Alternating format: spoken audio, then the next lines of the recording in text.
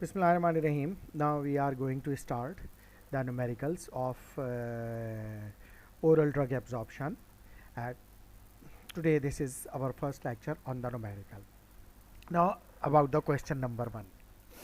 Plasma samples from a patient were collected after an oral bolus dose of 10 milligram of a new benzodiazepine solution as follows. तो plasma यानी ये ivy oral bolus dose दी गई, oral दी गई, ठीक है, ivy नहीं है ये। डोज कितनी दी? 10 मिलीग्राम न्यू बेंजोडाइजेपिन सोल्यूशन है, लिक्विड फॉर्म में ये ड्रग दी गई और इसके फिर प्लाज्मा सैंपल कलेक्ट किए गए। प्लाज्मा सैंपल कलेक्ट किए गए, पहला सैंपल कलेक्ट किया गया 15 मिनट पे यानी 0.25 आवर पे।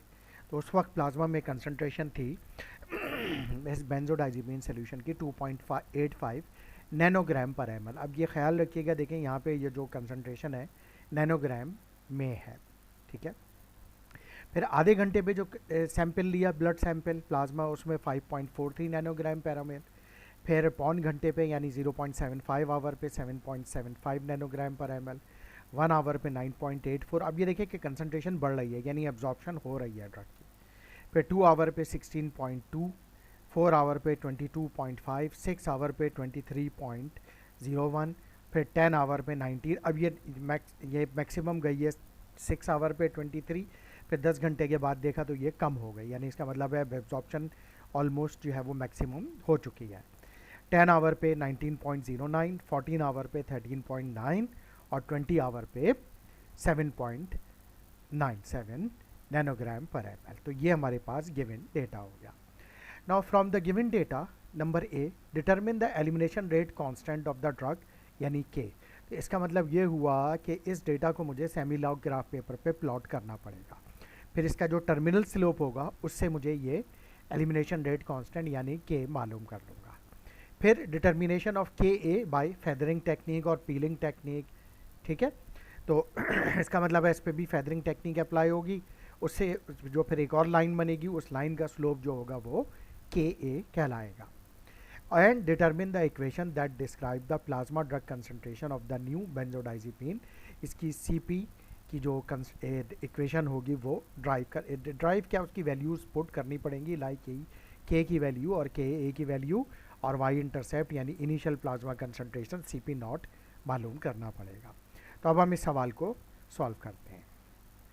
नाउ इस क्वेश्चन में गिवन क्या डेटा है हमारे पास, ये given D naught 10 milligram, require क्या है K, वही elimination rate constant, absorption rate constant by feathering technique और इक्वेशन बना रही है। सबसे पहले हमने क्या किया, plot data on semilog graph paper. सबसे पहले हमने सेमीलॉग ग्राफ पेपर पे इसको प्लॉट किया, तो हमारे पास ये ग्राफ कुछ इस तरह का बनकर आ गया। मैं अगर इसको थोड़ा सा एनलार्ज कर दूँ तो ये मेरे पास ये इस तरह का ग्राफ बन के आ रहा है, यानी ये हमने देखिए मिनिमम 0.25 से 20 आवर तक, तो ये 0 आवर से, ठीक है, 20 आवर तक का डेटा हमने इसको ये स्केल लिया मैंने, फिर उसके बाद ये वैल्यूज़ पुट की और फिर इसको जब मैंने स्केल को मिलाया तो ये ग्राफ यूँ बना, ठीक है, यहाँ से ये ऊपर गया, ठीक है, ये इसको फॉलो कीजिएगा और ये ग्राफ यूँ बनकर आ जाएगा, ठीक है जनाब।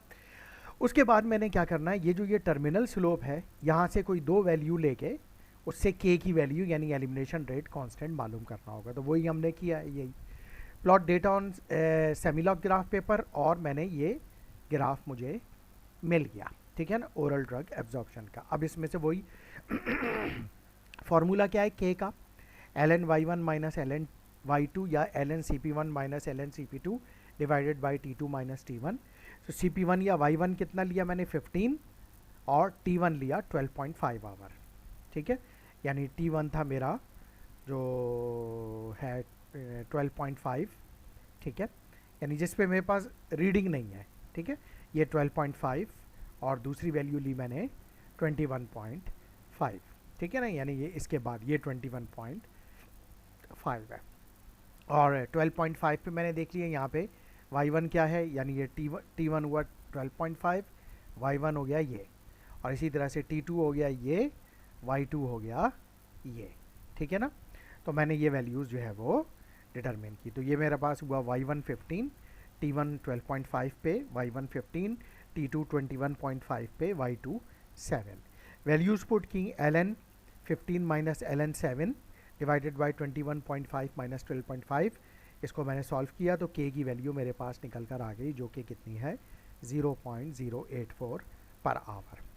Now for KA, first apply feathering technique. अब फेदरिंग टेक्निक अप्लाई करने के लिए मुझे क्या करना होगा, यहाँ मैंने स्केल रखा और यूँ सीधी एक लाइन खींच दी, ठीक है।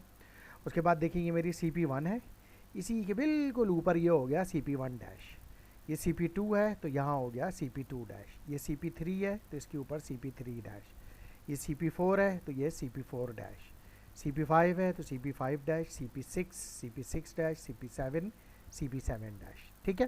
तो ये तो मेरे पास एक्चुअल वैल्यू है इनका, और इन CP1 डैश और इनका डिफरेंस मुझे निकालना होगा, तो वही मैंने किया। तो वही है कि apply feathering technique, CP1 dash minus CP1 यानी CP1 dash minus CP1, CP2 dash minus CP2, CP3 dash minus CP3, CP4 dash minus CP4, CP5 dash minus CP5, CP6 dash minus CP6, CP7 dash minus CP7। तो वही किया, CP1 dash minus CP1, CP2, तो ये dash की value है, यानी वो जो एक्स्ट्रापोलेटेड लाइन है ये इसकी वैल्यू है, ठीक है। और ये एक्चुअल वैल्यूज़ हैं जो गिवन डेटा में है, यानी यही ये है CP1, CP2, CP3, CP4, CP5, CP6, CP7, ठीक है। तो इनके मैंने डिफरेंसेस निकाल लिए, डिफरेंसेस ये आ गए, CP1 minus dash minus CP1 यानी 45 माइनस 2.81, 42.15 जो कि 0.25 आवर पे है, ठीक है ना, यानी 0.25, अगली वैल्यू 0.5 आवर, फिर 0.75 आवर, फिर 1 आवर, 2 आवर।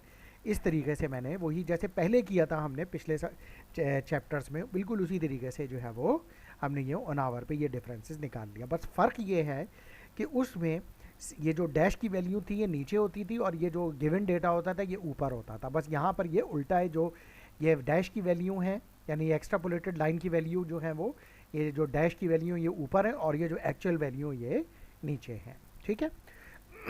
उसके बाद फिर यही इन्हीं टाइम पर इन वैल्यूज़ को, ये जो वैल्यूज़ हैं 0.25 आवर, ये वैल्यू 0.5 आवर, इसको जो है वो इसी ग्राफ पे मैंने दोबारा प्लॉट किया, तो मुझे एक ये सीधी लाइन मिल गई, ठीक है। ये सीधी लाइन मिल गई, इस सीधी लाइन का ये जो स्लोप होगा उससे मैंने KA यानी कोई दो अननोन पॉइंट पे मैंने वही y1 y2 और t1 t2 लेना होगा, तो मुझे जो है वो फिर KA यानी ये फेदरिंग टेक्निक से मैंने KA एब्जॉर्प्शन रेट कांस्टेंट मालूम कर लिया। और ये जो है मेरा y इंटरसेप्ट, ये मेरा है CP0 यानी इनिशियल प्लाज्मा कंसंट्रेशन, ठीक है। तो वही किया मैंने, please plot these values against given time and determine slope KA, क्योंकि के लिए ln y1 dash minus ln y2 dash divided by t2 dash minus t1, तो वही वैल्यू 17, t1 2.5, y1 17 और t2 5 और y2 6, वही दो वैल्यू ली यानी x एक्सिस पे और y एक्सिस पे उसके करस्पॉन्डेंस, और फिर ये KA का फार्मूला लगाया यही वाला, उसमें वैल्यूज पुट की, तो मेरे पास KA यानी एब्जॉर्प्शन रेट कांस्टेंट निकल कर आ गया 0.416 पर आवर, ठीक है। नाउ इक्वेशन क्या है, equation is equal to CP is equal to CP0 exponent minus KT minus exponent minus KT, CP is equal to CP यानी ये CP0 is equal to y intercept, ठीक है, okay, यानी ये CP0 जो है दरअसल इक्वल है किसके, y इंटरसेप्ट के, तो मैं इसको यहाँ पर इस तरह से भी लिख सकता हूँ कि this is equal to y intercept, ठीक है। तो CP0 is equal to y intercept, जो कि यहाँ पर कितना आ रहा है, ये आ रहा है जो कि 46 नैनोग्राम पर ml है। सो अब वैल्यूज़ पुट करता हूँ, CP is equal to CP0 46 exponent minus KT, K की वैल्यू कितनी है ये हमने ये निकाली हुई है 0.084 T, और KA की वैल्यू कितनी है 0.416, ठीक है। तो ये KA की वैल्यू की जगह मैंने 0.416 यहाँ पर लगा दिया। अब ये देखें, अगर मैं मालूम करना चाहूँ किसी भी टाइम पे, तो मैं फिर CP इस इक्वेशन से मालूम कर सकते हैं। तो ये दरअसल इस कह लीजिए कि कर्व की ये जो इक्वेशन है, इसकी इक्वेशन ऑफ कर्व भी हम इसको कह सकते हैं, ठीक है। तो ये ओरल 1 कंपार्टमेंट की इक्वेशन बन गई। This CP0 is equal to FD0 KA upon VD KA minus K, जो कि हमने पहले क्वेश्चंस में भी जब हमने सॉल्व किया था इसको, तो वहाँ पर भी हमने इसको डिटरमिन किया था कि ये वैल्यू दरअसल किसके बराबर, अगले सवाल में हम ये वाली वैल्यू क्लियर भी हो जाएगी कि ये सी पी नॉट कैसे जो है वो वाई इंटरसेप्ट किस तरह से यहाँ पर आया है। तो इस तरह से ये सवाल हमने पहला सवाल कंप्लीट कर दिया। अब आते हैं हम क्वेश्चन नंबर 2 पे। क्वेश्चन नंबर 2 क्या है? Assuming the drug in question number 1, यानी यही ड्रग है, इज 80% एब्जॉर्ब, यानी एफ की वैल्यू 80% है, यानी एफ 0.8 हो गया फ्रैक्शन में। 80% को यानी 80 डिवाइडेड बाई 100 0.8। तो फिर क्या कर रहा है? Find the absorption rate constant के ए, वो तो हम मालूम कर ही चुके हैं यहाँ पर फेदरिंग टेक्निक से। Elimination rate, elimination half life T half, तो अब हमने जब यहाँ पे के मालूम किया है तो टी हाफ भी मालूम हो जाएगी। सी द टी मैक्स, यानी और the time for peak drug concentration, यानी मैक्सिमम ड्रग कंसंट्रेशन कितनी देर में अचीव होगी, यानी time to achieve maximum concentration. क्या ये सही है? 6 आवर सही है या नहीं है? क्योंकि इसमें देखिए ना मैक्सिमम कंसंट्रेशन 6 आवर पे, क्या यही एग्जैक्ट है या हमने वो टाइम पे सैंपल ही नहीं लिया? ठीक है ना, तो वो इस कैलकुलेट से करके करेंगे तो वो सही टाइम आ जाएगा। तीसरा क्या है? Volume of distribution of this drug in patient, ठीक है, यानी डी पॉइंट यानी 4th पॉइंट। ठीक है, तो अब हम इस सवाल को देखते हैं क्या है। तो वही first data of question 1, dose 10 milligram, F 80% means 80 by 100 means 0.80। मालूम क्या करना है? K a half life, time to achieve maximum concentration and V D volume of distribution. क्योंकि ये देख लीजिएगा कि हमने 4 आवर पे सैंपल लिया था तो 22.15 है, 6 आवर पे लिया था तो 23 है। अब मसला ये है 6.5 आवर, 7 आवर, 8 आवर, 9 आवर पर तो हमने 9.5 आवर पे तो सैंपल ही नहीं लिया। क्या पता ये 23 से भी ऊपर गई हो फिर नीचे आई हो, 10 पे तो नीचे ही जा रही है।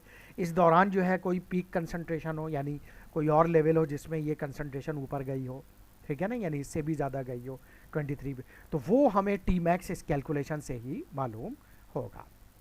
नाउ हम इसको रिजॉल्व करते हैं। ए पार्ट क्या है? के इज द के ए वही होगा same as solve in the previous question by feathering technique because it is independent of bioavailability of drug. यानी एफ जो इन्होंने 80% दे दी है, इससे कोई फ़र्क नहीं पड़ता कि ए तो जो हमने पिछले सवाल में इस ड्रग का निकाला है, यानी ये जो 0.416 पर आवर ये यही होगा, इसलिए ये तो हम नहीं मालूम कर रहे हैं। हाफ लाइफ के लिए इक्वेशन क्या है? 0.693 बाई के, तो 0.693 बाई के हमने पिछले सवाल में मालूम किया था, ये रहा 0.084। तो इसको हमने सवाल में वैल्यू इसकी पुट की तो हाफ लाइफ इसकी निकल कर आ गई 8.25 आवर।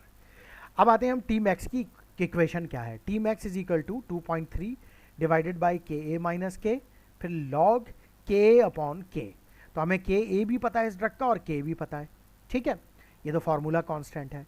तो हमने वैल्यूज पुट की, लॉग यही T max is equal to 2.3, K ए इस ड्रग का 0.416 माइनस के 0.084, लॉग के ए लॉग 0.416 डिवाइडेड बाय 0.084। जब हमने इसको साइंटिफिक कैलकुलेटर पे सॉल्व किया तो मेरे पास मैक्सिमम कंसंट्रेशन आई 4.81 आवर, यानी इसका मतलब हुआ 4.81 आवर पे, यानी इसका मतलब है कि ये कंसंट्रेशन भी 20, इसका मतलब है कि ये 24, 25, 26 कि यानी ये देखिए 23 से भी ऊपर थी, यानी 24 थी शायद, तो ये कम होकर जो है ना, यानी इसका मतलब है, इसका मतलब ये हमें पता चल रहा है दरअसल कि 4 पॉइंट यानी तकरीबन 5वें घंटे पे 5th आवर पे कंसंट्रेशन जो थी वो 22 से भी ज़्यादा थी और 23 से भी ज़्यादा थी। तो इसके दरमियान जो हमने सैंपल नहीं लिया है 5th आवर पे, उस वक्त मैक्सिमम प्लाज्मा कंसंट्रेशन थी, ठीक है। तो इससे हमें ये मालूम हो गया। Now y intercept is equal to F D not K A upon V D K A minus के ए, यानी ये वाली वैल्यू जो है दरअसल हम वो जो इक्वेशन थी और इसकी वहाँ पे भी लिख सकते हैं, यानी जो पिछला सवाल था ये था, यहाँ पर भी हम लिख सकते हैं, यानी यहाँ पर भी ये वैल्यू आ सकती है, ठीक है ना। यानी अगर मैं इसको इस तरह से लिखना चाहूँ वहाँ सी पी नॉट की जगह पे, तो ये यहाँ पर इस तरह से मैं लिख सकता हूँ। ये बात एक ही है because this is equal to C P nought, okay, यानी ये सी पी नॉट जो है वो दरअसल इस पूरी इक्वेशन के बराबर है, या मैं इसको ऐसे भी लिख सकता हूँ, ठीक है। इधर दोबारा मैं कर देता हूँ सी पी नॉट, ठीक है, और इधर मैंने लिख दिया ये, and this is equal to Y intercept. यानी C P net is equal to F D not K A upon V D K A minus K, and this is equal to Y intercept. तो यानी Y intercept C P naught भी है और y intercept इसके भी बराबर है, ठीक है। तो नाउ अब वाई इंटरसेप्ट के लिए मुझे असल में मालूम करना है वी डी वॉल्यूम, क्योंकि टी मैक्स भी मालूम कर लिया, मुझे अब वी डी मालूम करना है। तो y intercept is equal to F D not K A upon V D K A minus के। तो इसमें वाई इंटरसेप्ट, अच्छा वी डी मुझे मालूम करना है, तो वी डी को मैं इक्वेशन इज इक्वल टू के इधर ले आया और वाई इंटरसेप्ट को वी डी की जगह नीचे चल ले गया। तो V D is equal to F D not K A upon y intercept into K A minus के। तो डी नॉट कितना है मेरे पास गिवन है, देखिए 10 मिलीग्राम था। अब क्योंकि इसमें वैल्यूज़ जो है वो नैनोग्राम में दिए हैं, तो डोज को मैंने नैनोग्राम में कन्वर्ट किया। कैसे? डोज मिलीग्राम में तो पहले 1000 से मल्टीप्लाई किया तो ये माइक्रोग्राम में कन्वर्ट हो गई, फिर एक दफ़ा 1000 से मल्टीप्लाई किया तो अब ये 1 के साथ 7 जीरो हो गए और ये इतने नैनोग्राम डोज बन गई, ठीक है। वाई इंटरसेप्ट 46 नैनोग्राम है जो कि ग्राफ से निकाला हो। अब वी डी के लिए वैल्यूज़ पुट की, एफ की वैल्यू 0.8, डी नॉट की वैल्यू 1 के साथ 7 जीरो, के ए की वैल्यू 0.416, वाई इंटरसेप्ट की वैल्यू 46, फिर ये के ए की वैल्यू और के की वैल्यू, इसको जब साइंटिफिक कैलकुलेटर से कैलकुलेट किया तो ये आया 2,17,915 ml, ठीक है ना, 217,915.13 ml।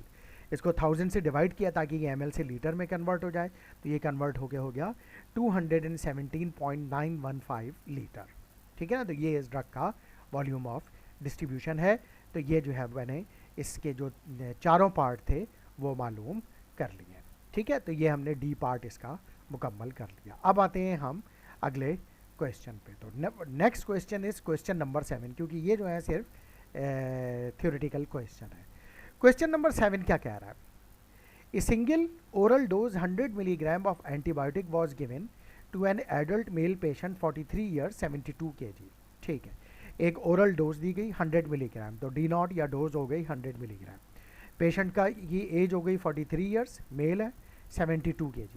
From the literature the pharmacokinetic of this drug fits one compartment open model and the equation that best fits the pharmacokinetic of this drug is Cp is equal to Cp naught exponent minus Kt minus exponent minus Kat। और Cp naught ये यानी Cp naught है 45, ये हो गया मेरे पास K, ठीक है, अकॉर्डिंग टू इक्वेशन। Kt यानी K हो गया मेरे पास 0.17 और Ka हो गया 1.5, ठीक है। From the equation above calculate T max, यानी T max मालूम करें, C max मालूम करें और and T half for the drug in the patient. Assume Cp is in microgram per ml, यानी ये microgram per ml है, and first order rate constant are in per hour, यानी ये first order rate constant है, absorption rate constant भी और elimination rate constant भी। तो इसमें देखें Cp नॉट भी गिवन है, डोज भी गिवन है, वेट भी गिवन है, K की वैल्यू भी गिवन है और Ka की वैल्यू भी गिवन है। मालूम क्या करना है? C max, T half, ठीक है, तो और टी मैक्स, सी मैक्स और हाफ लाइफ, 3 चीज़ें मालूम करनी है, ठीक है। तो जनाब इस सवाल में गिवन क्या हो गई? वही डोज हो गई 100 मिलीग्राम, एज हो गई, वेट हो गया, इक्वेशन क्या है? ये हो गई के 0.17 पर आवर, के A 1.5 per hour, C P nought 45 microgram per ml। T max मालूम करना है, C P max, T half. तो टी मैक्स अगेन वही फार्मूला लगाया, T max is equal to 2.3 K A minus के, तो के ए भी गिवन है, के भी गिवन है, लॉग के ए अपॉन के।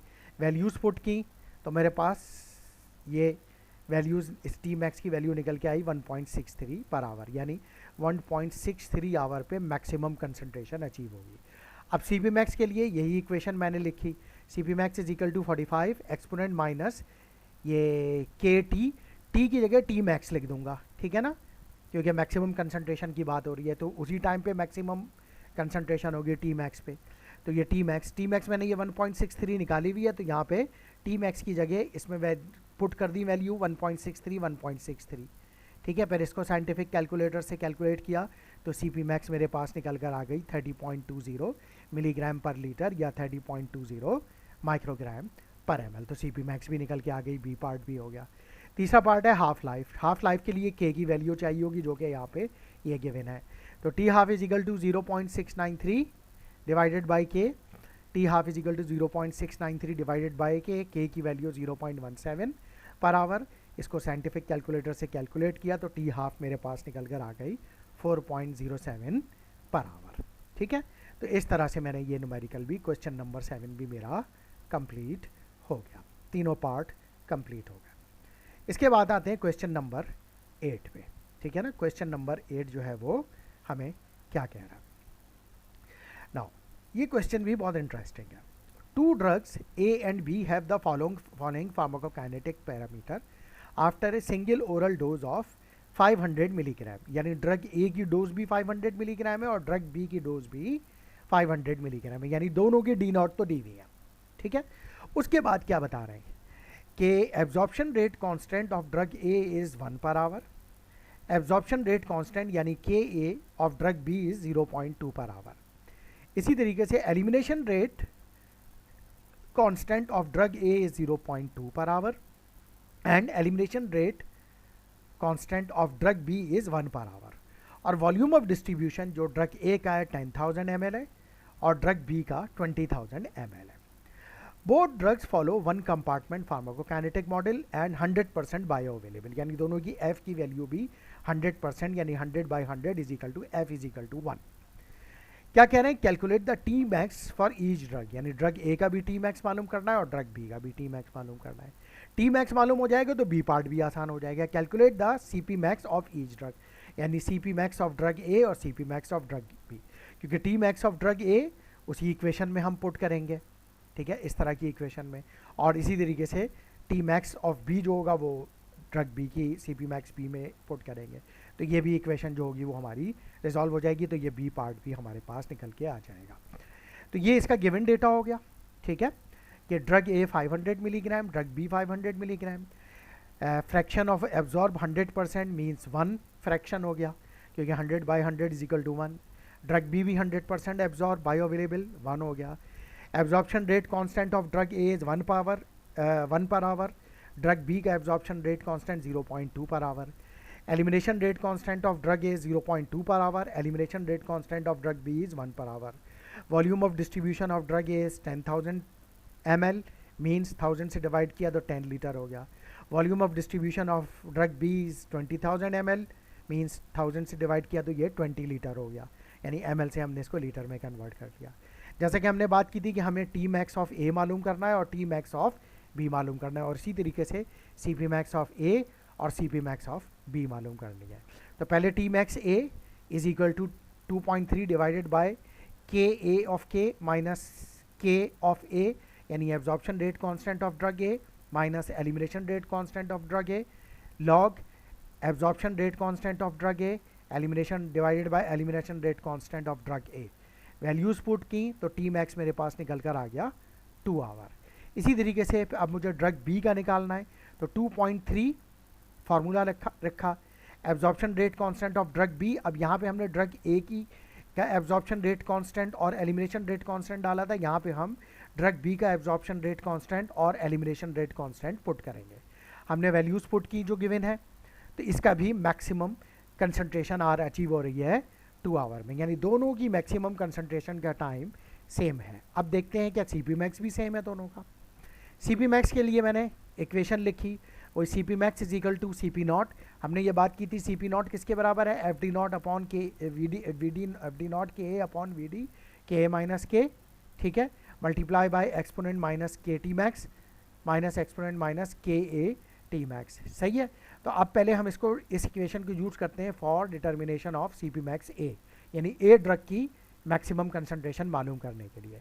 सी P max of drug A, तो एफ ऑफ ड्रग ए, ठीक है, यानी हमने मालूम किया एफ ऑफ ड्रग ए यानी fraction of drug absorb of drug A, dose of drug A, absorption rate constant of drug A divided by volume of distribution of drug ए, ये सब गिवन है। के ए यानी absorption rate constant of drug A minus absorption elimination rate constant of drug A, exponent minus elimination rate constant of drug A and T max of drug ए, जो कि हमने ये मालूम किया हुआ है 2 आवर है, एंड फिर absorption rate constant of drug A into T max of A, वो ये हो गया। तो वैल्यूज पुट की 1 × 500 KA1 डिवाइडेड बाय 10 लीटर हो गया ये हमने कैलकुलेट की, ठीक है, वैल्यूज़ कैलकुलेट की। तो मेरे पास मैक्सिमम कंसनट्रेशन ड्रग की अचीव होके आ रही है 33.43 मिलीग्राम पर लीटर, ठीक है ना, 33.43 मिलीग्राम पर लीटर। उसके बाद फिर अब आते हैं इसी तरीके से हम इन अ सेम वे हम मालूम करते हैं ड्रग बी की। बस यहाँ पे वैल्यूज़ हम पुट करेंगे हर चीज़ की बी के लिए, यानी ड्रग बी के लिए, ठीक है। तो ड्रग बी के लिए हम ये वैल्यूज़ जो है वो मालूम करेंगे। Fraction of drug absorb of drug B जो कि 1 है, dose of drug B 500, absorption rate constant of drug B 0.2, volume of distribution of drug B 20 litre, absorption rate constant of drug B 0.2, elimination rate constant of drug B 1, exponent minus elimination rate constant of drug B 1 and उसकी T max again 2, ये drug B की भी 2 hour है। फिर absorption rate constant of drug B 0.2 और T max इसका भी 2 है। फिर इसको जब मैंने सॉल्व किया तो इसकी मैक्सिमम कंसंट्रेशन जो आ रही है 3.34 मिलीग्राम पर लीटर आ रही है। तो ये देख लें आप कि दोनों ड्रग में हालांकि दोनों का टी मैक्स सेम है, लेकिन अगर इनके ये देखें ये जो रिवर्स हो गए कि ड्रग ए का absorption rate constant 1 per our है और ड्रग बी का 0.2 पर आवर है, और ड्रग ए का एलिमिनेशन 0.2 है और बी जो है वो 1 पर आवर है, और दोनों के वॉल्यूम ऑफ डिस्ट्रीब्यूशन में ये भी फ़र्क है। तो उससे दोनों की जो सी पी मैक्स है उसमें इतना बड़ा फ़र्क आ रहा है, ठीक है जनाब। तो ये जो है वो इस तरह से ये डिफरेंस आ सकते हैं डिस्पाइट दिस फैक्ट कि दोनों की टी मैक्स सेम है लेकिन सी पी मैक्स दोनों की अलग अलग है। इसके बाद क्वेश्चन नंबर 9 है, ठीक है। Question number 9, the bioavailability of phenylpropanolamine hydrochloride was studied in 24 adult male subjects. The following data represents the mean blood phenylpropanolamine hydrochloride concentration in nanogram per ml after the oral administration of a single 25 milligram dose of this drug, ठीक है। 25 milligram solution दिया गया था इस drug का, उसके बाद ये ड्रग देने के बाद सैंपल्स कलेक्ट किए गए, ये 0 आवर पे 0 कंसनट्रेशन, 0.25 आवर पे ये कंसनट्रेशन, ठीक है। तो इस तरीके से ये जो है वो हमें कंसंट्रेशन मिली, ठीक है। ये हमारे पास डेटा आ गया। अब हमने क्या करना होगा, फ्रॉम द अबव डेटा मालूम क्या क्या करना है, ठीक है। इसमें आपने बेसिकली मालूम ये करना है, मैं आपको बता देता हूँ। From the above data obtain the rate constant for absorption KA and the rate constant for elimination K by method of residual, यानी इसको रेजिडुअल मेथड से आपने एक तो इसका KA मालूम करना है, जैसा कि क्वेश्चन नंबर 1, यानी पहले तो इसका सेमी लॉग ग्राफ पे अपने प्लॉट करना है। सेमी लॉग ग्राफ पेपर पे प्लॉट करने के बाद जो टर्मिनल ग्राफ कर्व होगा वहाँ से K निकालना है। फिर उसके बाद आपने एक्सट्रापोलेट करके फेदरिंग टेक्निक को अप्लाई करना है। फेदरिंग टेक्निक पे वही डिफरेंस निकाल के फिर जो एक और लाइन आप बनाएंगे उन्हीं टाइम पे उससे KA निकालना है। KA निकल जाएगा। It is reasonable to assume that KA is greater than K for a drug in solution, यानी इसका अजम्पशन यही है कि KA की वैल्यू K से ज़्यादा आएगी, ठीक है ना। How would you determine unequivocally that which rate constant represent the elimination rate constant. लाजिम बात है जो कम होगा वो K होगा और जो ज़्यादा होगा वैल्यू वो KA होगी, ठीक है ना, अनलेस के फ्लिप फ्लॉप हो जाए, ठीक है। और उसकी फिर कंडीशंस होती हैं, बट ये in this case flip flop नहीं होगा। From the data, which method, Wagner-Nelson or Lou-Rigel method, appropriate to determine order of rate constant for absorption? अगर K की वैल्यू ज़्यादा आ जाती है इसमें और KA की वैल्यू कम आ जाती है तो फिर इसका मतलब है इसमें फ्लिप फ्लॉप हो गया है, तो फिर आपने वैगनर-नेल्सन मेथड से इसको डिटरमिन करना होगा, ठीक है। तो ये जो है वो, इसके अलावा from your values calculate T max, ठीक है। तो इसके ज़रिए आप जो है जो KA और K की वैल्यू जब आएगी उससे टी मैक्स मालूम कर लीजिएगा। E जो है वो उसको छोड़ दीजिएगा, E is not a part of numerical, ठीक है। तो ये आपका असाइनमेंट क्वेश्चन है, ये आपने खुद करना होगा, मेरे ऑफिस में इसको सबमिट करना होगा। Thank you very much.